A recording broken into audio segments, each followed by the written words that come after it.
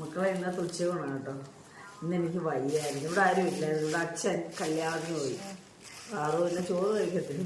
അതുകൊണ്ട് എനിക്ക് മടിയും വയ്യായിരുന്നു. ഞാനും കിടക്കുമായിരുന്നു. അപ്പം ഹോട്ടലിൽ നിന്ന് ചോറ് കഴിച്ചോന്ന് വെച്ചാൽ കണ്ടോ. നിങ്ങൾ ഞാനിതെല്ലാം വലിച്ചു വാരി കഴിക്കുന്നു. ഒന്നും കഴിക്കത്തില്ല. ഒരു കുറച്ച് ചോറേ കഴിക്കത്തുള്ളൂ. ബാക്കി നമ്മുടെ പട്ടിയൊക്കെ ഉണ്ട്. അപ്പോൾ രാത്രി വരുന്ന പട്ടികൾക്കും കൊടുക്കാം, നമ്മുടെ ടിൻറ്റു മോനും കൊടുക്കാം. എന്തൊക്കെയോ കറികളുണ്ട്. ഞാൻ നോക്കട്ടെ എന്തൊക്കെയാണെന്ന്. ഇത് തോരന തോന്നുന്നു.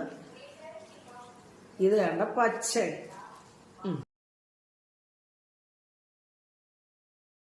പിന്നെ ഇത് അവിയലാന്ന് തോന്നുന്നു. നാരങ്ങ ഒന്നും ഞാൻ എടുക്കത്തില്ല. പിന്നെ കണ്ട എന്തോ വലിയ മീനാന്ന് തോന്നുന്നു മക്കളെ. ഞാനിതൊന്നും കൂട്ടത്തില്ല. പിന്നെ സാമ്പാറുണ്ട്. പിന്നെ ഇത് എന്തുവാന്ന് അറിഞ്ഞില്ല.